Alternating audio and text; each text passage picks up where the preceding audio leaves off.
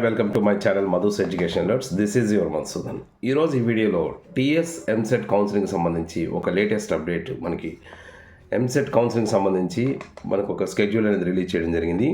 ఈ స్కెడ్యూల్ ప్రకారంగా ఎంసెట్ ఎవరైతే టీఎస్ ఎంసెట్ స్టూడెంట్స్ ఉన్నారో వాళ్ళందరూ కూడా ఈ స్కెడ్యూల్ ప్రకారంగా పర్టికులర్గా ప్రతి డేట్స్ని కూడా గుర్తుపెట్టుకుంటూ ఆ డేట్స్ ప్రకారం చేయాలో ఆ వర్క్స్ అనేవి మనం చేసుకుంటూ వెళ్ళాలి.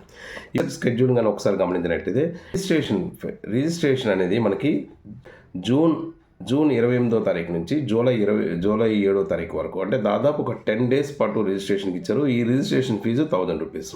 అంటే ఫస్ట్ మనం ఎంసెట్ కౌన్సిలింగ్లో పార్టిసిపేషన్ చేయాలి అంటే ముందు రిజిస్ట్రేషన్ అనేది చేయాలి.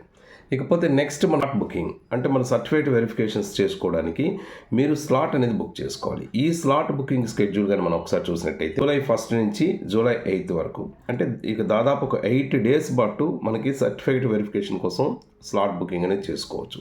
ఈ 8 డేస్లో ఎప్పుడైనా మీరు స్లాట్ బుకింగ్ అనేది మీరు పెట్టుకోవచ్చు. కాకపోతే వెబ్ ఆప్షన్స్కి మాత్రం కేవలం 5 డేస్ మాత్రం ఇచ్చారు. 6th జూలై నుంచి 10th జూలై వరకు వెబ్ ఆప్షన్స్ పెట్టుకోవచ్చు. ఈ 5 డేస్లోనే మీరు వెబ్ ఆప్షన్స్ పెట్టుకోవాలి. అంటే ఏ కాలేజీలో మీరు కావాలనుకుంటున్నారు, ఏ బ్రాంచ్ కావాలనుకుంటున్నారు, ఈ ఆప్షన్స్ మనం గతంలో కూడా మనం చెప్పుకున్నాం. వెబ్ ఆప్షన్స్ ఎలా పెట్టుకోవాలనేది ఆ వెబ్ ఆప్షన్స్కి మీరు ఆప్ట్ చేసుకోవాలి. ఈ వెబ్ ఆప్షన్స్ మీరు పెట్టినవన్నీ కూడా 10వ తారీఖుతో ఫ్రీజ్ అయిపోతాయి. అది లాస్ట్ డేట్ 10వ తారీఖు, అంటే జూలై 10తో వెబ్ ఆప్షన్స్ అనేది ఫ్రీజింగ్ అయిపోతుంది. అక్కడితో మరి వెబ్ ఆప్షన్స్ పెట్టే అవకాశం అనేది ఉండదు.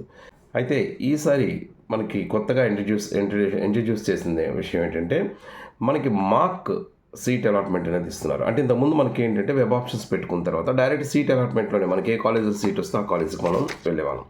ఏ కాలేజీలో సీట్ వస్తే ఆ కాలేజీకి జాయిన్ అవ్వాల్సి వచ్చేది. బట్ ఈసారి ఏంటంటే ఒక మార్క్ సీట్ అలాట్మెంట్ అనేది ఇస్తున్నారు. ఈ మార్క్ సీట్ అలాట్మెంట్ వల్ల ఏంటంటే మీరు పెట్టుకున్న వెబ్ ఆప్షన్స్ని బట్టి మీకు వచ్చే ర్యాంక్ని బట్టి మీకు ఇంచుమించుగా ఏ కాలేజీలోని ఎక్కడ మీకు సీట్ వచ్చే అవకాశం ఉంటుంది, ఒక రఫ్గా మీకు ఒక ఐడియా కోసం ఒక మార్క్ సీట్ అలాట్మెంట్ అనేది ఆప్షన్ ఇచ్చారు. ఈ జూలై 13వ తారీఖు లోపే మనకి ఈ అలాట్మెంట్ ఎక్కడ వచ్చేదని మనకు తెలియజేస్తారు.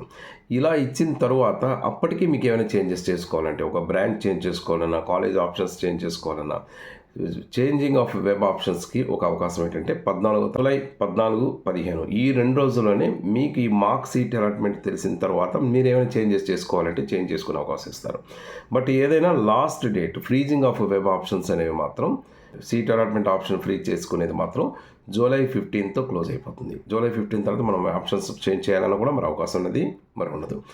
ఇక సీట్ అలాట్మెంట్ అనేది ఈ వెబ్ ఆప్షన్స్ చేంజింగ్ అన్నీ చేసుకున్న తర్వాత మనకి సీట్ అలాట్మెంట్ అనేది జూలై సీట్ అలాట్మెంట్ అనేది జరుగుతుంది. ఈ సీట్ అలాట్మెంట్ వచ్చిన తర్వాత మీరు ఏ కాలేజీలో మీకు వచ్చినా ఆ కాలేజీలోని మీరు డైరెక్ట్గా వెళ్ళి మీ తనక రిపోర్టింగ్ అనేది చేయాల్సి ఉంటుంది. అయితే సెకండ్ ఫేజ్ కూడా మనకి ఇచ్చారు. సెకండ్ ఫేజ్ జూలై 25 నుంచి స్టార్ట్ అవుతుందని. బట్ ఎవరైనా ఫస్ట్ ఫేజ్లో మీకు సీట్ నచ్చకపోయినా నాకు తెలిసిన ఒపీనియన్ ప్రకారంగా మీకు ఈ ఫస్ట్ ఫేజ్లో వచ్చిన సీట్ కన్ఫర్మ్గా ఉంచుకోవాలంటే ఫస్ట్ మీరు వెళ్ళి ఏ కాలేజీలో మీకు సీట్ వస్తే అక్కడికి వెళ్ళి రిపోర్ట్ అయిపోవాలి. మీకు బ్రాంచ్ నచ్చకపోయినా, కాలేజీ నచ్చకపోయినా ఆ సీట్లో రిపోర్ట్ అవ్వడం వల్ల అడ్వాంటేజ్ ఏంటంటే మీకు ఒక సీట్ అనేది మీకు ఉంటుంది. అప్పుడు సెకండ్ ఫేజ్ కౌన్సిలింగ్కి మీరు వెళ్తారు. ఒకవేళ నచ్చకపోతే, బ్రాంచ్ నచ్చకపోయినా, కాలేజీ నచ్చకపోయినా సెకండ్ ఫేజ్ ఆప్షన్కి వెళ్తారు. అప్పుడు సెకండ్ ఫేజ్లో ఏ సీట్ వస్తే ఆ సీటే మీకు కన్ఫర్మ్ అయిపోతుంది.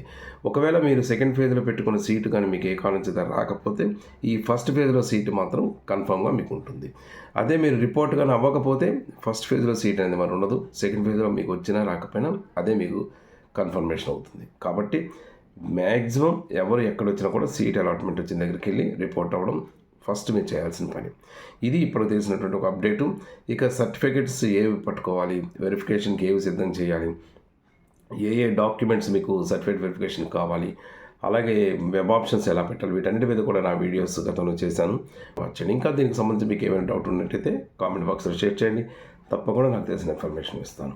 ఈ వీడియో కానీ మీకు నచ్చినట్టయితే please like, share and comment in this video. Thank you so much for your watching.